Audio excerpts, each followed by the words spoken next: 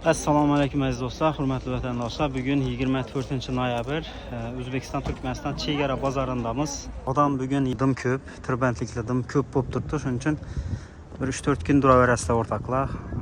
Kelsangizlar ham o'zingiz bilasizlar, endi yosh ulug' odamlar, qarilar, keyin yosh bolalarimiz bilan keladigan bo'lsangizlar, qiynalib qolsangiz. Keyin girish tartibi Liboy O'zbekiston pasporti bilan girsangiz bo'ladi. Bu ya'ni Zagran ID yoki bo'lmasa biometrik pasportingiz bilan bemalol girishingiz mumkin.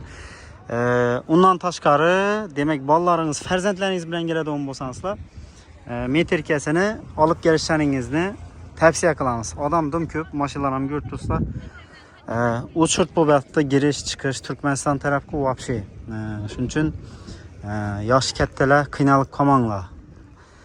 Bir kun bozorni odamlar ko'rib do'yib bo'lsin, xudo xolasa, undan keyin astan kelib tomosha qilaverasizlar. Sizlarga yangiliklarni ko'rsatishda davom qilamiz o'rtoqlar. Liboy yangi ochilgan narsa, do'kon bo'ladimi, kafe bo'ladimi, hamma vaqt odam ko'p kelgan, ko'p odam norozi bo'lib ketadi. Bu yerda hamma narsa yaxshi, O'zbekiston taraf ham, Turkmaniston taraf ham ishlab turibdi. Shu yerda xudo xolasa bir 3-4 kundan keyin asta-asta faoliyatga bo'lib ketadi. Turkmanistondan gelin bo'lib tushgan gelin qizlarimizdan savollar bor. Bizlarga dim ko'p telefon kelib turibdi. Men временный ID kartı olganman, shu masala nechik bo'ladi? Men o'tib qaytib bilamanmi Turkmaniston bozor tarafi? Yo'q. Siz Turkmaniston bozor tarafına o'tolmaysiz. Agar vatandoshlaringiz bilan ko'rishchak bo'lsangiz, siz O'zbekiston tarafi o'tasiz. Sizni qarindoshlaringiz Turkmaniston tarafdan O'zbekiston tarafiga o'tib, aynan shu yerda ko'rsangiz bo'ladi. Agar Turkmanistonga o'tchak bo'lsangiz, mana shu chegaradan o'tib ketishingiz to'g'ri keladi. Lekin ko'rish bilasiz, bu degani siz временный ID'ingiz bilan ham bemalol O'zbekiston territoriyasini bozoriga girsangiz bo'ladi. Shunday savollar bo'lib turibdi. Xudo xolasa bizlarni kuzatishda davom qilinglar. Aytib o'tib ketdim, yosh kattalar, yosh farzandlaringiz bilan kelib qiynalib qolmanglar. Uchirdim ko'p o'rtoqlar. Hamma Turkmaniston tarafiga o'tib narsa olacak, qarindoshini ko'racak. Bu yerda eng asosiysi, meni o'ylashim bo'yicha, qarindoshlarni ko'p odam chaqirib qo'yibdi. Shuning uchun ozgina sabrli bo'lib turinglar. Sergina odamlar tomosha qilib do'ysin.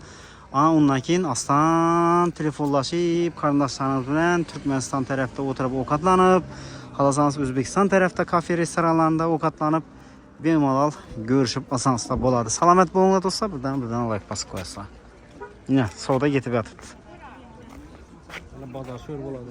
Hali sho'r polni bozor bo'lib ketmasa bo'ldi ya. Yoyma bozor. Shatib. Shunday bo'ladi, xudo xolasa. Assalomu alaykum. Endi keyin kelaveringlar, keyin bugun odam ko'p-ku. Hozir tavsiyani shunday beramiz biza. Biz ana yangilikni chiqardik, shunga qarab harakatni qilaverasiz o'rtoqlar.